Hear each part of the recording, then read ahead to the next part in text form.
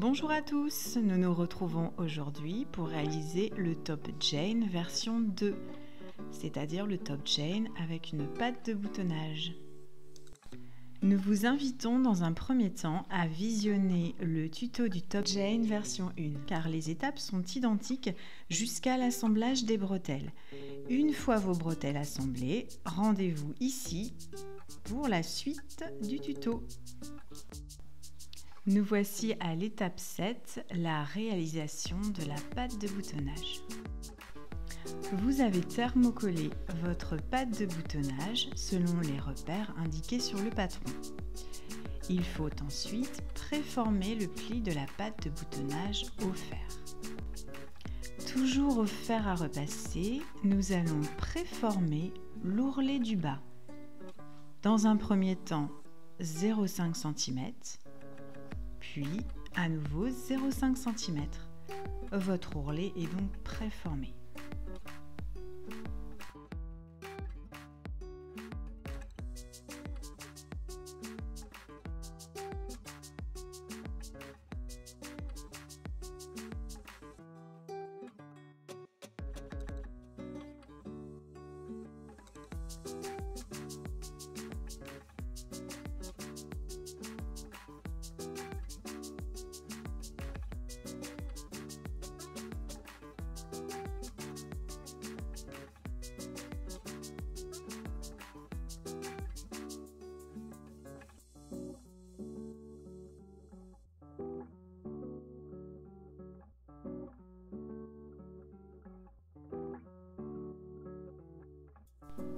Vous allez ensuite piquer à 1 cm la patte de boutonnage avec l'enforme sur toute la largeur de l'enforme.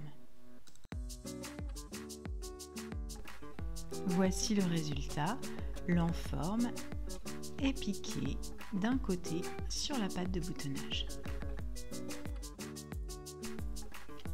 Vous allez préformer ensuite un pli au fer de 1 cm tout le long de la patte de boutonnage.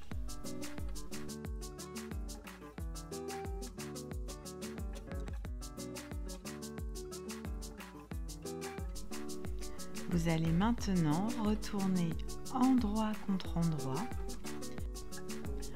l'enforme et la première partie de la patte de boutonnage sur la deuxième partie de la patte de boutonnage et le buste. Vous aplatissez bien la couture que vous avez réalisée précédemment. Vous épinglez. Vous répétez l'opération avec l'autre patte de boutonnage et ensuite vous assemblez toute l'enforme au buste. En faisant bien correspondre les coutures des côtés, vos bretelles doivent être prises en sandwich entre l'enforme et le buste. Vous piquez à 1 cm.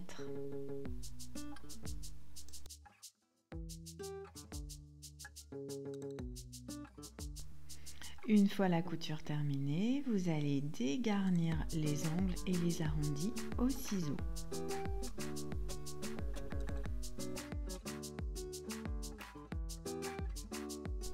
Comme précédemment avec les bretelles, nous vous proposons de réaliser une piqûre de bascule ou sous-piqûre de l'enforme. Vous allez donc aplatir au fer la couture que vous venez de réaliser, côté envers de l'enforme, et piquer à 0,3 tout le long de l'enforme.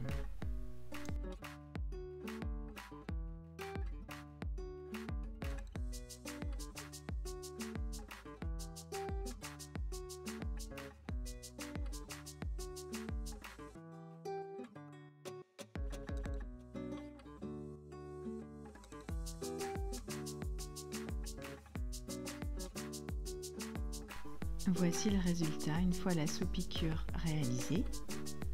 Ensuite, vous retournez et vous repassez.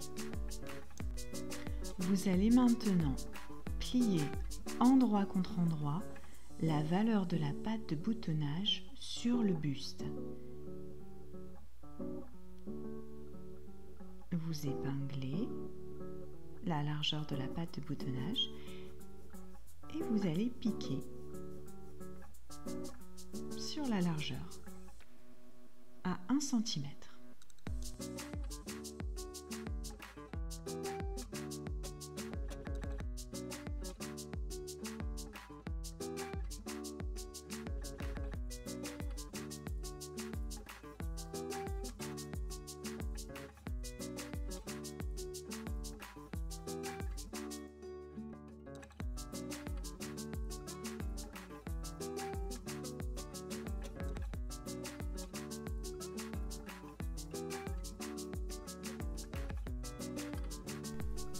On dégarnit les ongles et on retourne la pâte de boutonnage sur l'endroit.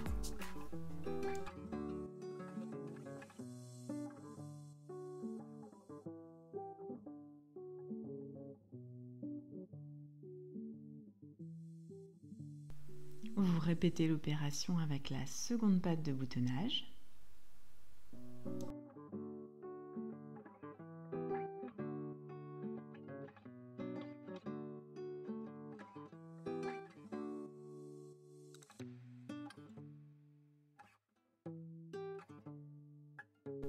Vous repassez vos pâtes de boutonnage pour bien aplatir les coutures.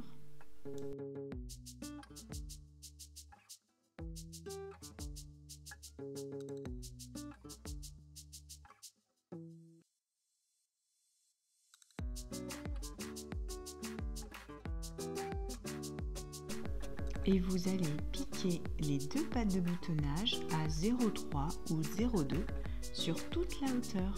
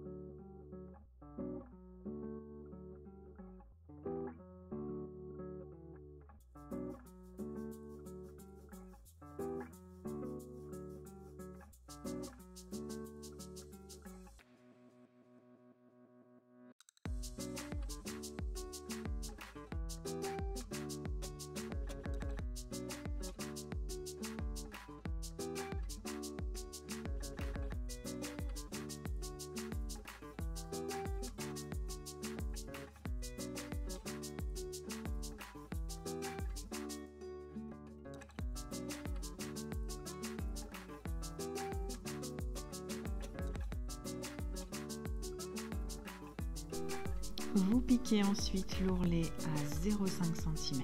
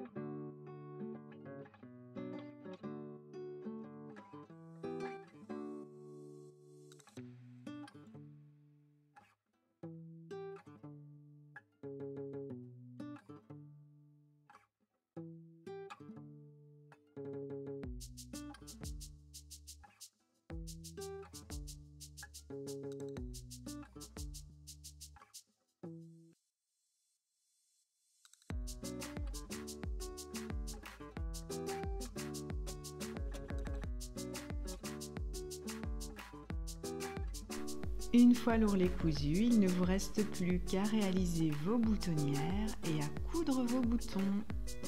Voilà, votre top Jane boutonné est terminé. Bravo! Nous allons regarder maintenant un peu plus en détail le top Jane, les pinces poitrine, l'arrondi avec les fronces, les bretelles larges, la doublure et la sous-piqûre.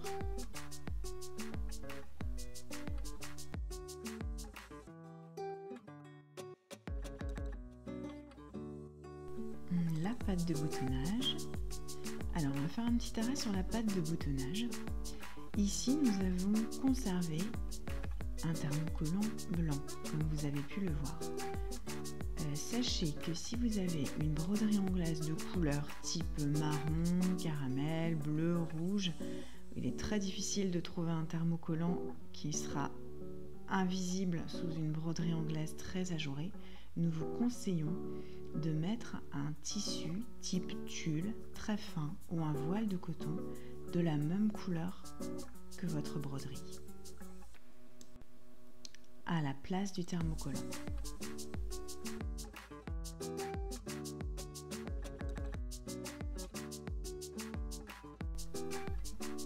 Nous allons regarder un peu plus en détail les finitions intérieures de la blouse Jane.